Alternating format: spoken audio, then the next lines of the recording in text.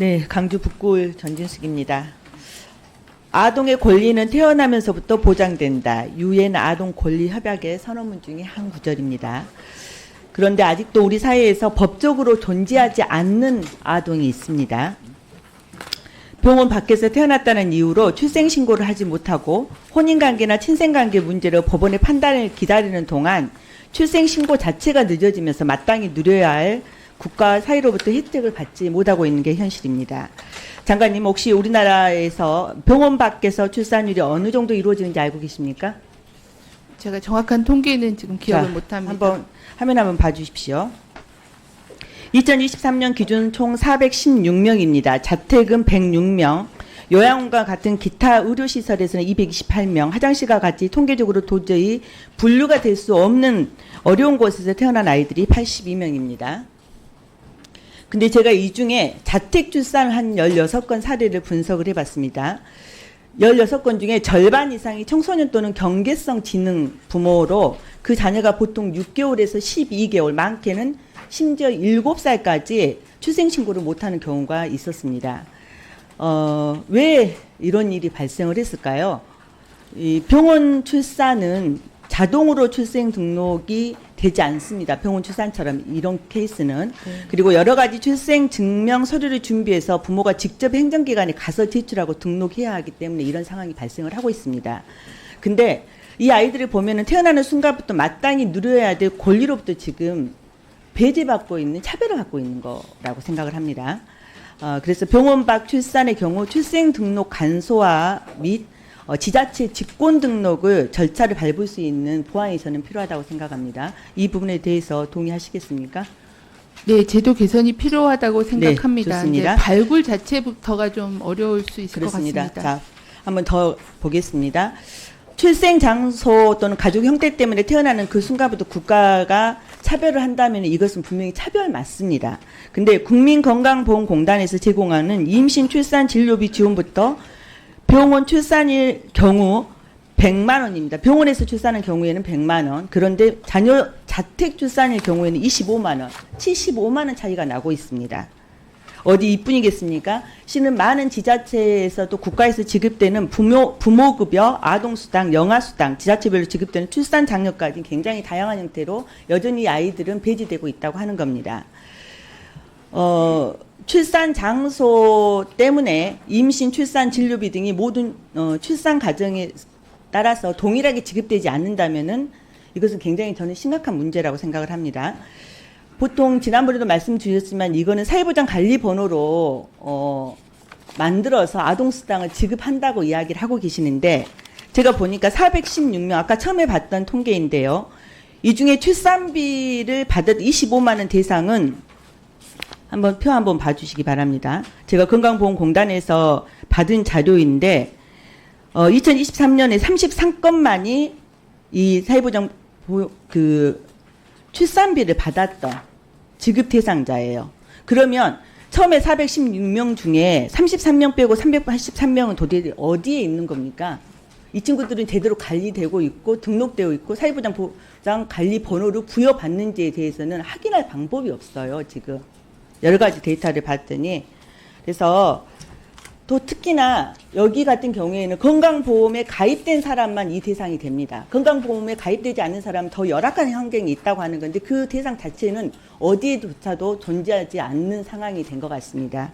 그래서 대한민국이 자꾸 출산율을 걱정을 하고 있는데 이미 태어난 아이들에게조차 어떻게 관리되고 그들에게 받아야 할 혜택을 주지 못한다고 한다면은 오히려 되게 이상한 상황이 벌어지지 않겠습니까? 이거에 대해서 심각하게 고민을 해 주십시오. 그래서 그 병원 밖 출생아에 대한 출생 등록 자동 연계, 임신 출산 진료비, 그리고 부모 급여 등 차별이 없는 지급 기준을 마련할 수 있도록 해 주시고 이건 제도 개선이 좀 필요하다고 생각합니다. 장관님 이 부분에 대해서 국감 전까지 보고해 주시기 바랍니다. 네, 확인해서 보고 드리겠습니다. 예. 자, 다음에 넘어가겠습니다. 자녀 살해 후 자살 사건은 아이들 입장에서 봤을 때 동반 자살입니까? 아니면 아동 학대입니까? 아동 학대입니다. 저는 살인이라고 보고 있습니다. 네. 아이들이 그냥 사건 한 줄로 남는 게 아니라 왜 죽었는지 어떤 제도적 공백은 있어야 되는지 국가는 제대로 한 번도 검토한 적이 없는 것 같습니다. 자녀 살해 후 자살이 1년에 얼마나 되는지 또 어떤 상황에서 그런 상황이 발생했는지 원인 분석 또 살아남은 아이들에게 어떻게 보호되고 있고 지원하고 있는지를 명확하게 알아야만 자녀 살해 후 자살 사건은 줄어들 수 있다고 생각을 합니다. 네. 제가 자료 통계를 한번 봐주시기 바랍니다. 통계를 보는데 제가 복지부 중간에 한국일보를 넣습니다. 경찰청 통계가 다 다릅니다. 한국일보는 그동안에 그 신문사에서 이 통계를 제대로 찾을 수가 없어서 기사를 검색을 해서 이렇게 통계를 내는 이런 황당한 상황이 발생을 하고 있어요. 그리고 아동 학대 사망 현황도 보시면 보건복지부하고 국립과학수사연구원이 다릅니다. 지금 보십시오.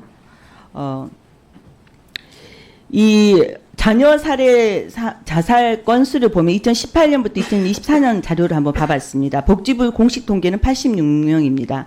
한국일보가 제시한 비공식 통계는 145명입니다. 그리고 복지부가 23명, 한국일보 27명, 경찰청 17명으로 각각 다른 게 아동 학대 사망 통계도 지금 다루고 있습니다. 그러면 자녀 살해 후 자살 피해 아동 사망 통계나 아동학대 사망 통계를 보려면 도대체 어떤 기관의 통계를 봐야 됩니까? 어떤 게 맞습니까? 어떤 게 맞다고 이야기할 수 있습니까? 실제로 이렇게 관리되고 있기 때문에 명확한 수치를 알 수 없고 통계를 알 수가 없어요. 통계를 알 수 없다고 하는 것은 그 기본을 알지 못했기 때문에 이거를 어떻게 분석해내고 이 일들이 다시 발생하지 않도록 하기 위한 대책을 어떻게 세워야 될지에 대해서 어떤 가늠도 할 수 없다고 하는 건데 그 기본이 지금 안 되고 있다고 하는 겁니다. 자. 그리고 또 하나입니다. 제가 그러면 살아남아 있는 아이들이 도대체 어느 정도를 가지고 어떻게 분리되는가를 봤더니 그 또한 찾아보기가 어려워요. 그 세이브 칠드런에서 기소된 사건 판결문을 통해서 분석한 자료가 이 자료를 지금 보시는 화면에 띄워져 있는 자료입니다. 이렇게 지금 아이들이 저는 아까 처음에 살인됐다고 부모에 의해서 살인됐다고 이야기하는데 그 부모에 의해서 살인된 아이들이 어느 정도 존재하고 있고 이후에 살아남은 아이들은 어떤 식으로 키워하고 있는지에 대해서 복지부는 책임 있는 자세를 가지고 관리하고 지원하고 이게 필요하다고 생각하는데 장관님 좀 어떻습니까? 네, 위원장님 답변 네. 드려도 될까요? 네. 의원님 지적해 주신 부분들에 대해서는 다 제도 개선이 필요하다고 생각합니다. 그래서 그 병원 밖 출산에 대해서는 현재 출생 통보제를 도입을 했지만 병원 신고를 기반으로 하다 보니 의원님 말씀하신 대로 병원 밖 출산에 대해서는 여전히 사각지대가 있다고 판단해서 그 부분에 대한 제도 개선 방안을 마련하도록 그렇게 하겠습니다. 그리고 자녀 살해 후 자살이나 아동 학대 사망에 대해서는 통계 부분은 아마 기관별 차이가 좀 있는데요. 그 부분은 두 개 기관 자료를 좀 매칭해서 어디서 공백이 생기는지 확인해서 통계 체계를 정비하도록 하겠습니다. 그리고 자녀 자살 후 자살인 경우에는 현재는 경찰에서 지자체로 통보해 주는 거가 빠진 부분이 좀 있었기 때문에 그 부분을 네, 그래서 지금은 이제 그 모든 그 가정 내 사망에 대해서는 지자체로 다 통보할 수 있도록 그렇게 경찰청하고 협의를 해서 일부 제도 개선을 했습니다. 그래서 그 통계 체계에 대해서는 정비 방안을 마련하도록 그렇게 하겠습니다. 아동 학대하고 자살하다 살아남은 아이들하고는 완전히 다른 문제입니다. 그러면 지원 시스템도 분명히 달라야 되는데 이걸 분류하지 않고 그 방식으로 분류해서 그냥 넘기는 것은 저는 안 된다고 생각하는 데 명확하게 할 필요가 있고요. 네. 이런 측면에서 아동 사망 검토제라고 하는 것은 굉장히 유의미할 거라고 판단하고 그 부분에 대해서 적극적으로 협력해 주시기 바랍니다. 네, 그 아동 사망 검토제도 저희가 어떻게 도입할 건가 제도 도입에 대해서 일단 정책 연구 용역을 좀 해서 제도 도입 방안을 기획을 먼저 하겠습니다. 그리고 아동 학대 사망 사건 분석에 대해서는 이미 법사위에 법이 가 있기 때문에 그 법이 통과하면 아동 학대 사망 사건 분석부터 시작하고 그거를 아동 사망 검토로 확대하는 방안을 마련하겠습니다.